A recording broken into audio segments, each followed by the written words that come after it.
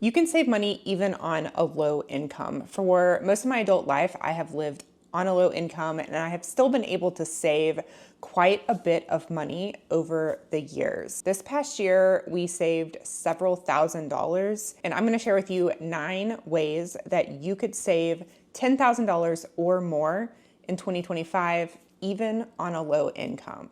So currently, half of Americans have less than $500 in savings.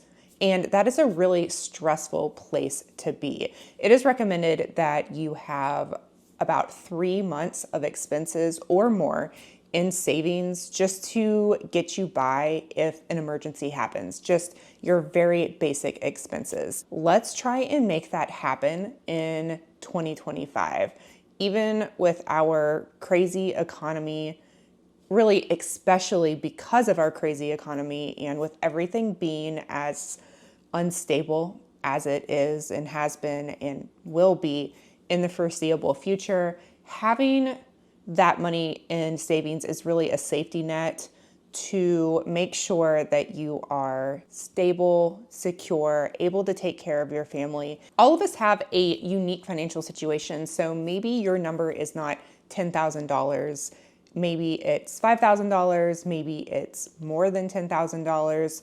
You just really have to take a look at your personal financial situation. I'm gonna use $10,000 because I think having $10,000 is a great place to be. But if that is just completely out of your reality, then you can lower that. You are gonna wanna create a budget. And in that budget, you are going to know exactly how much you would need in order to survive 3 months if you had no income coming in. If you have never done a budget or if you don't currently have a budget, this is gonna take you, a couple months to really fine tune your budget and understand what all is going on with your finances. But having a budget is gonna make you aware and it's gonna hold you accountable. So that is really the very first most important step to this whole process. I have done a lot of videos going over my exact monthly budgets and how I budget every month. I have a whole playlist that you can go check out. I'll link it up here and in the description if you are wanting some examples. But I use the Clever Fox the Budget Planner to plan my budget. There's multiple different ways. If you prefer to do it like online through an app, there's apps that do budgeting, but I just like to write stuff down and have a physical copy of my budget. I like handwriting stuff.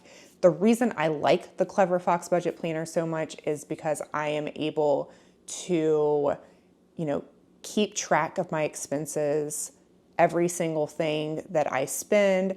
I'm able to make a plan. I'm able to set goals every month, and I am able to go back and review those goals to see where I was having troubles, where I succeeded. And that is just a system that works great for me. I will leave a link below if that sounds like a great option for you. Next, you are gonna start taxing yourself. Everyone has to pay taxes. We pay taxes to our federal government. Some of us pay taxes to our state government, and you are going to start charging yourself a tax.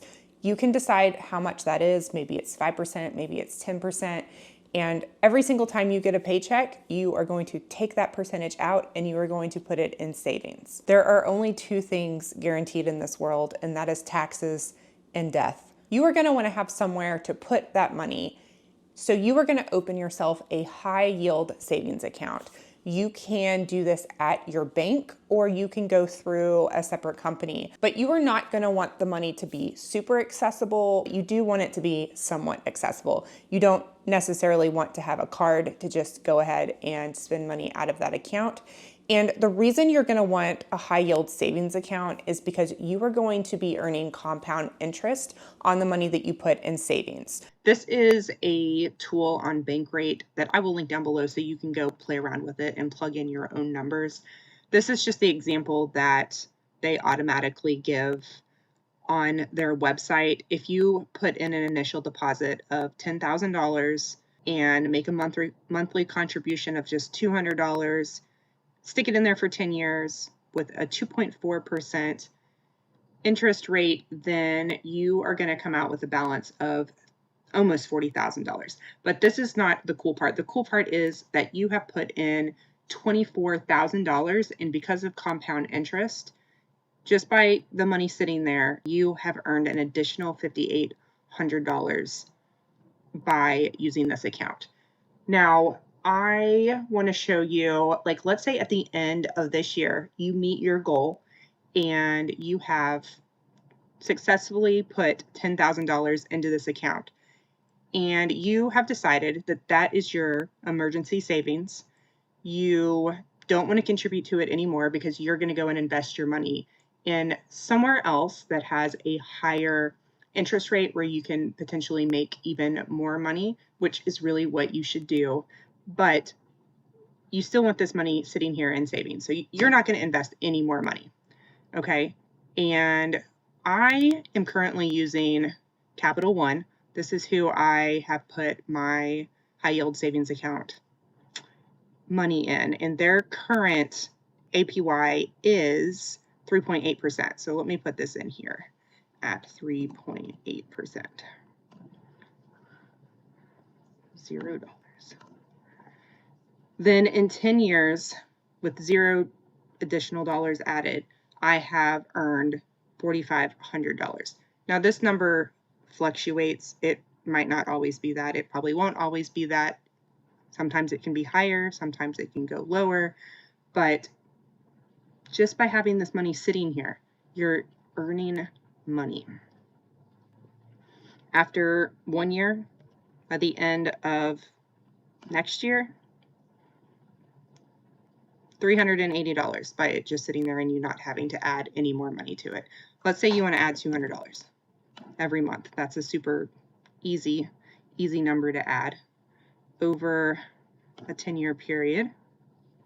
Look at that, $43,000. You've earned $9,500 just by adding an additional $200 a month.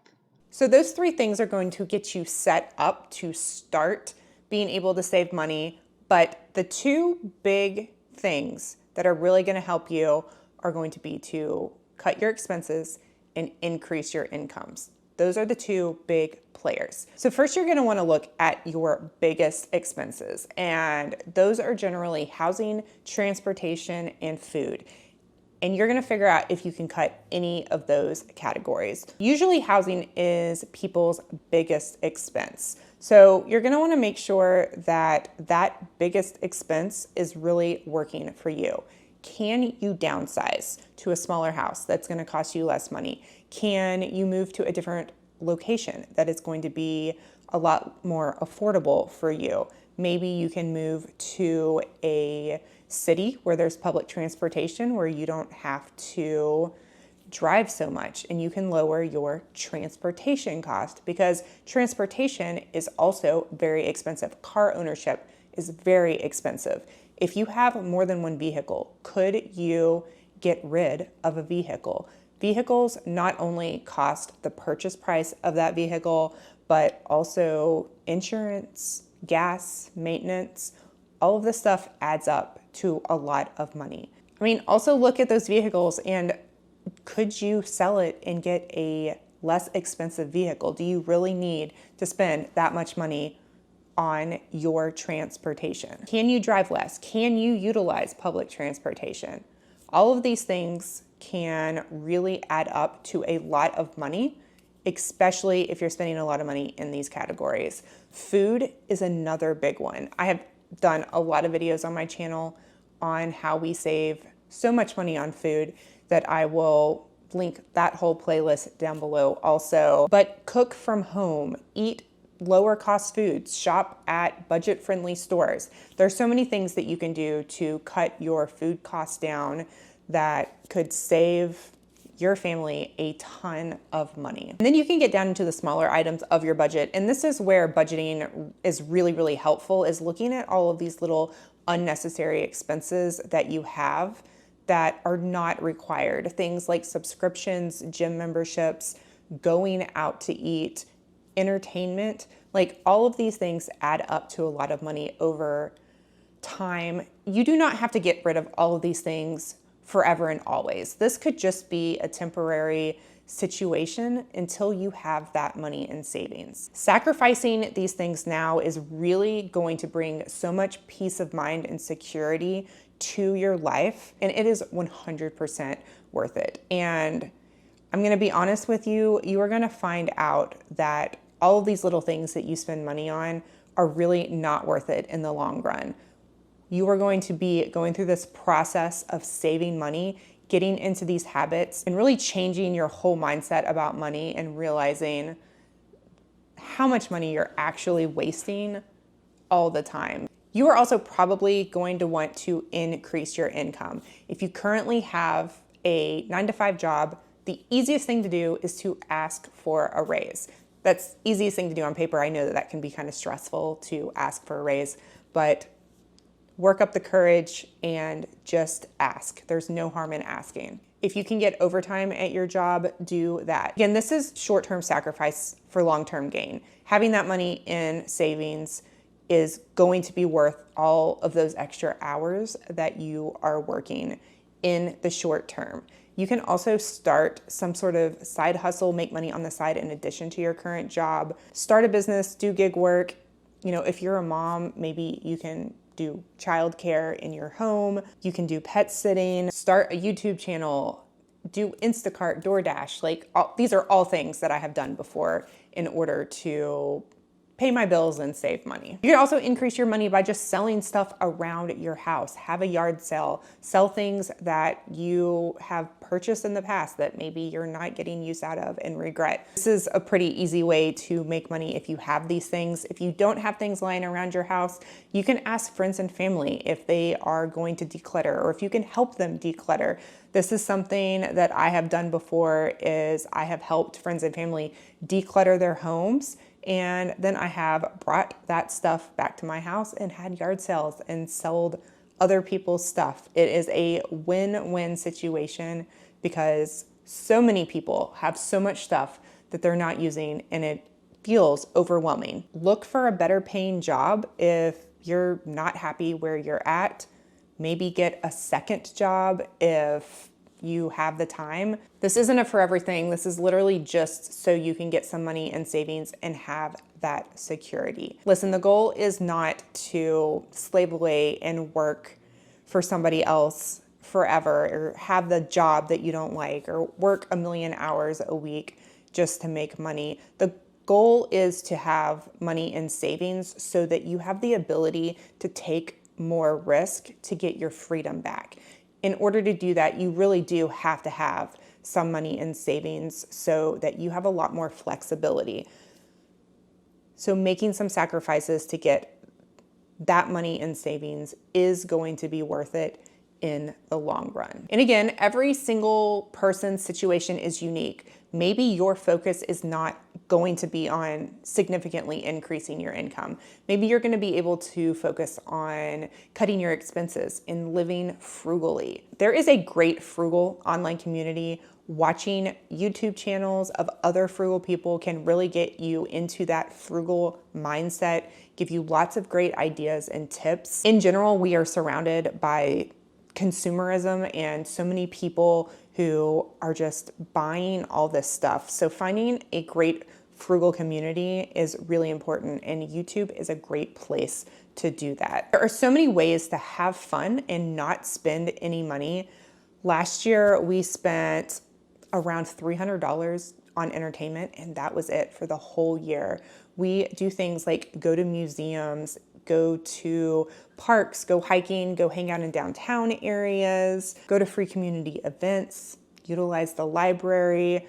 We have had a great time not spending any money this past year. Borrowing and sharing is another great thing to do. There are a lot of items in our life that we do not use on a daily basis that we could be sharing with our neighbors and borrowing things from other people, and it would benefit everybody. I have done a lot of videos on my channel talking about ways that we are frugal, that even if you don't want to do all of the frugal things that I do, maybe it can give you some ideas. You are not gonna want to get into any more new debt. Like, avoid this at all cost, even if you have to use some of the money in savings to make sure you're not getting in more debt, like having to start over.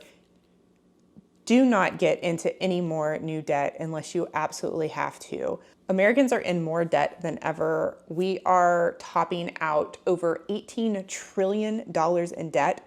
The average US household is in over $100,000 of debt. This does include a mortgage, but $6,500 of that includes credit card debt. $23,000 is in auto loans, and $38,000 of that is in student loans on average. Americans are in so much debt, and the main problem with debt is just the interest rate. Interest makes things so much more expensive, and it is kind of something that we are not realizing when you spend money on stuff, particularly when you are swiping that credit card. Average interest rate on credit cards is 20%, which is insane. If you are not able to pay your credit card off every single month, do not use them.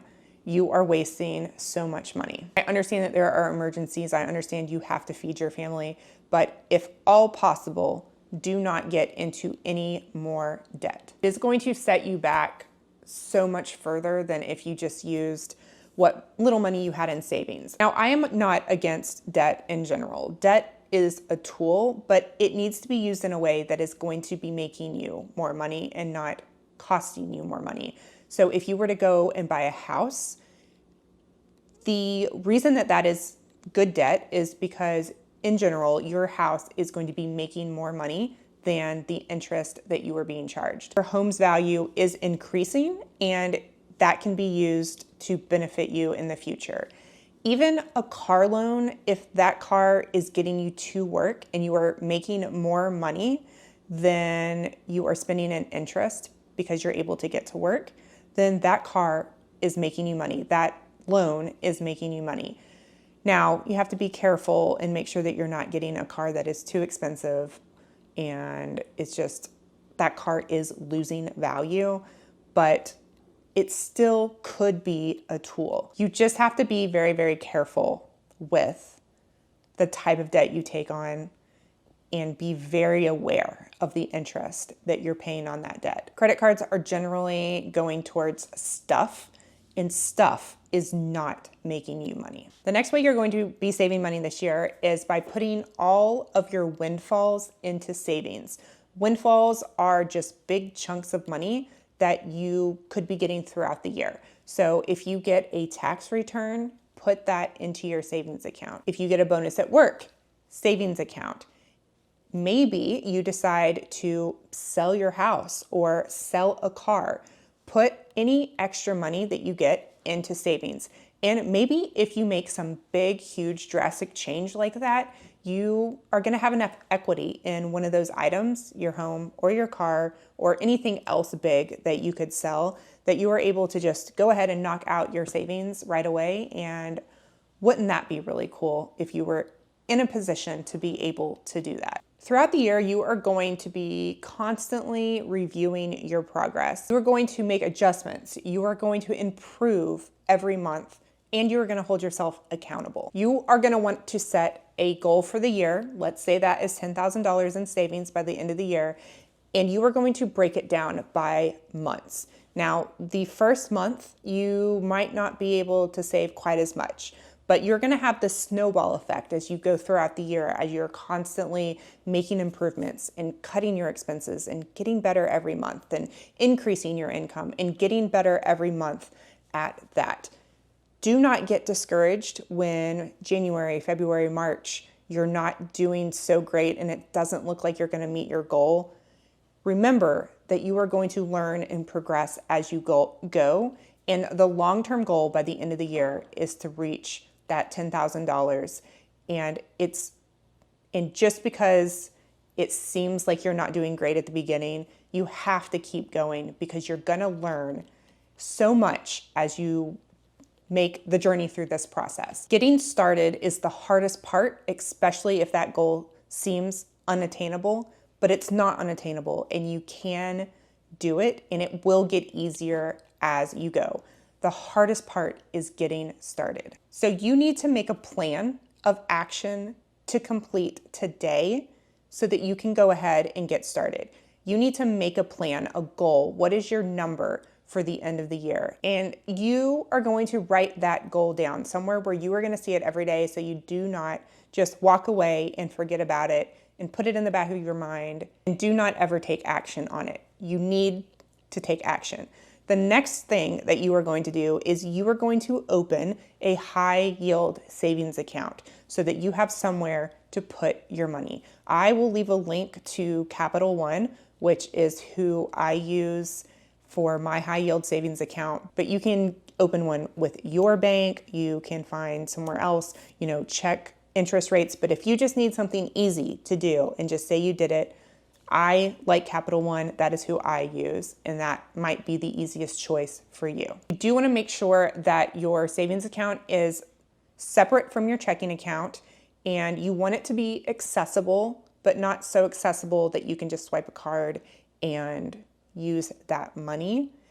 You kind of want it to be out of sight, out of mind. Let us know down below what your savings goal is this year, and tell me if you wrote that goal down and put it somewhere where you're not going to forget about it. As always, thanks so much for watching, and I will talk to you guys next time.